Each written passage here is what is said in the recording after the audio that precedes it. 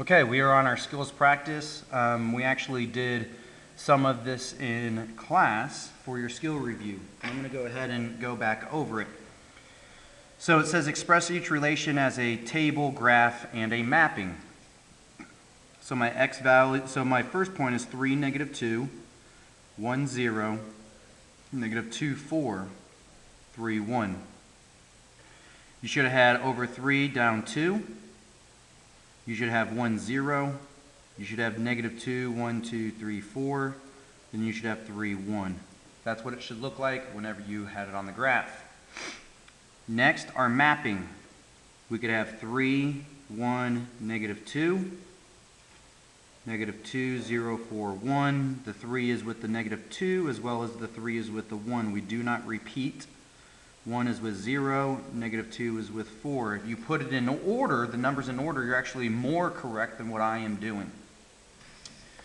Number 2, determine if they are a function or not. Most of us did this in class. So this would be yes, a function, because it does not repeat. This would be no, not a function, because the 4 repeats. So that's not a function. This would be no, not a function, because the 5 repeats. This one would be no, because the 3 repeats. This one, number 8, would be no, because the 6 repeats. Don't worry about 10 just yet. Number 12 would be no, because the dots are on top of each other. And this would be no, because all of these are points, and those are on top of each other. We finally get to number 15, f of 8. This time I need you to pause the video and try yourself first. Pause the video and try. So, I need to use f. F of x is 3x plus 2. So what I'm going to do is I'm going to take my 3, my 8, and I'm going to plug it into my x. So that would be 24 plus 2, which is 26.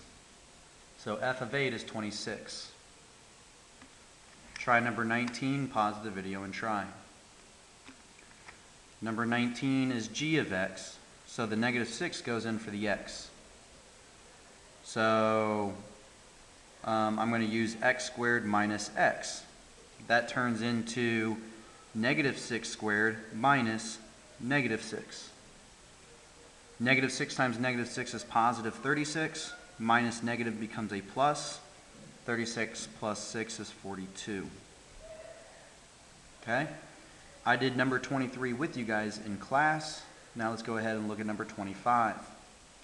25 is g, so I'm going to use g, and I'm going to plug in 3b in for my x. So that would be 3b squared minus 3b. 3b squared, this would be 3b times 3b. So 3 times 3 is 9. B times b is b squared. And then minus 3b. I cannot put those together, so that remains as my answer.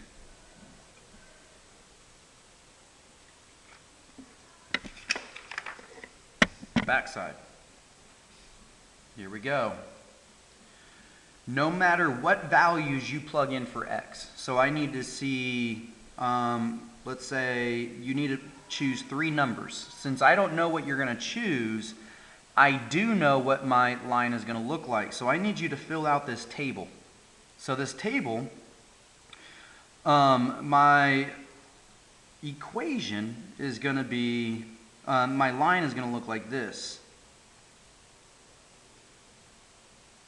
No matter what point you choose, it's going to be on this line.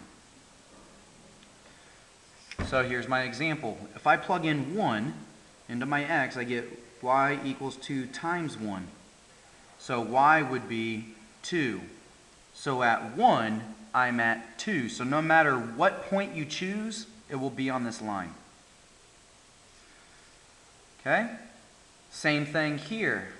So if I were to graph this, my answer would look like this. Your line is going to look just like this. No matter what point you choose, it's going to be on this line. So let me give you an example. What if I chose negative 2? So I'm going to plug that into my x. So negative 2 minus y equals negative 1. Add 2, negative 1y equals 1. Divide by negative 1, y equals negative 1. So when I plug in negative 2, I'm at negative 1. Let's see if that's true. If I'm at negative 2, I'm at negative 1, so that works. I need you to find 2 other values.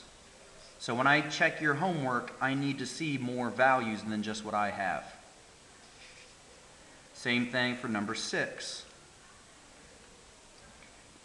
Number 6 line is going to look just like this.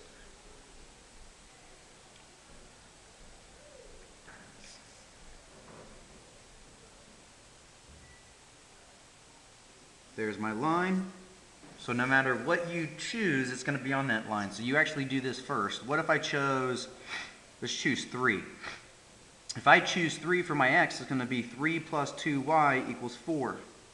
I'm going to subtract 3, 2y equals 1, divide by 2. 1 divided by 2 is 0.5. So if I'm at 3, 1, 2, 3, I'm at 0.5. That is on my line. So no matter what you choose, I need you to choose 2 more values.